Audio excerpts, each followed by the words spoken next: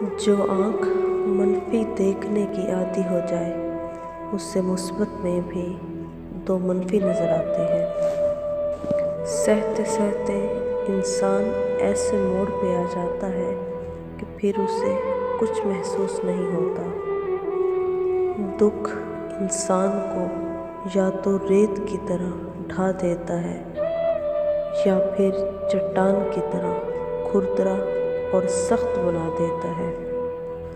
لوگ ہماری زندگی کا صفحہ پڑھ کر پوری کتاب خود ہی لکھ دیتے ہیں۔ یہ دنیا دکھاتی شہد ہے اور پلاتی زہر ہے۔ وہ جو تمہیں بد مزاج اور سخت نظر آتے ہیں، اگر تم ان کے اندر جھانک لو نا تو تمہیں بھی ترس آ جائے گا۔ ہجوم کے ساتھ غلط رستے پر چلنے سے بہتر ہے کہ آپ تنہا راہ ہدایت پر چل پڑیں۔